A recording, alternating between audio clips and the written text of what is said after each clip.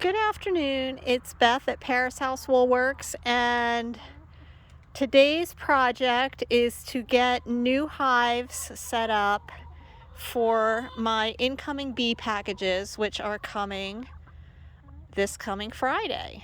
April 29th, 2022 is when the new bees are coming. My bees did not overwinter this last year, and I just want to show you a couple of things about looking at hives where the bees did not make it. And I certainly don't have all the answers. In fact, I'm tallying some questions in my head for my own mentors, which as a beekeeper, everyone should have. You should all have experienced and or master beekeeper mentors. I am by no means a master beekeeper. I'm going into what I think is my 5th season, and boy, am I still learning. Anyway, let's say hi to the Paris House chickens. Hey, chicky, chicky, chicky. They live right behind the bee yard, and they are in an enclosed area, especially right now in the time of avian flu. But anyway, yeah, so I had 2 hives last year, and one hive, when I opened it up just now, the bees had absconded. They were just gone. There were no bodies, nothing. Just the bees were gone. And in fact, some of the comb, I'm trying to keep my shadow out of this, isn't even drawn out, but that's a whole other story. But what I'm doing with this hive where the bees absconded and there aren't a lot of bodies, there aren't any bodies, is I'm picking my best frames, and I'm going to create 2 of these medium deep boxes with 8 frames in them. It'll have a bottom board, and then it'll have the inner cover and the outer cover, and that will be my box ready to receive my new packages on Friday. So that was one hive. They absconded, and they can sometimes abscond when they're sick. And that would have happened late fall of last year.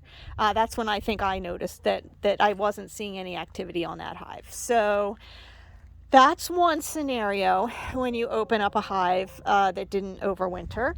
The other scenario, and I've actually cleaned up a lot of this, is when the hive is full of dead bees. So unfortunately, hive number 2 is just full of dead bees.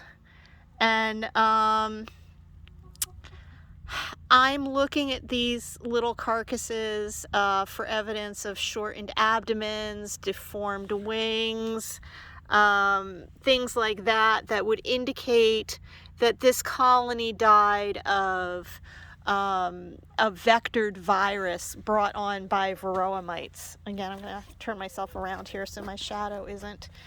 So I'm going to look at all of these, I'm going to pull these all out and clean them up and see which frames I can keep and which frames I can't keep, or every year I evaluate the frames. This frame is very dark and blackened, but it's still in pretty good condition, as opposed to what a new frame looks like that hasn't even been drawn yet. They're very light colored. And so this one hasn't even had anything drawn on it yet. I'm going to let my new bees work on that. But then you can also see fresher frames. Let's see if this is one where the comb has been drawn out. And this is going to be a nice frame for my new bees as well. So anyway, and I'm cleaning them up. Like, there's some places where there was brace comb in the hives. I'm kind of cleaning that all out. This is nice wax. This can be melted down and used for something else. But I really think that what happened to my hives last year was that they got sick. I did treat them for varroa last year. I probably should have treated them again. I think I got a little bit behind on managing and identifying and treating the varroa mite loads in these hives, and I believe that that's probably that's probably the story on why we don't have overwintered bees this year. It is unfortunately a very common situation. I know the year I started beekeeping, the loss rate on the hives was 50%. It's hovered right around there ever since. That's statewide. The best year we had, we overwintered 4 beautiful hives that were all alive in the spring, and then we lost them the following winter. So it's definitely also not starvation. I just want to address that. The way these hives look, they don't look like it was starvation. We always make sure there's lots of honey on the hives. We always make sure that we have candy boards on the hives. And I don't know that we've ever lost a hive to starvation. Sometimes if the cluster gets really small, it's hard for them to reach their stores. So if they go into the winter, week or a tiny little colony, sometimes it's hard for them to maintain a cluster ball and still get to their food stores. But that is not what happened in this case. I don't think, by looking at these. I welcome the opinions of any other beekeepers out there, of course, because as I said, I rely heavily on questioning my ever patient mentors in this, because I've learned a lot of things in the 22 years we've lived at the Paris house and had our homestead here. But I've only been beekeeping about 5 years, and man, am I still learning. For those who are just coming into beekeeping, I highly recommend that you get mentors. I recommend that you join your local bee club and go to the open hives and learn as much as you possibly can.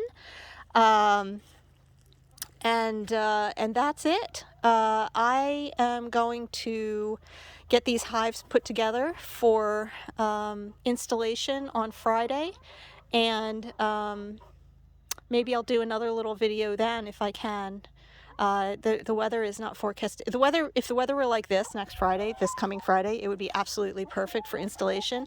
But if you have my book, you know that I've installed in sleet storms, and Friday's not looking that great either. So we'll see. Anyway, have a great day. Bye.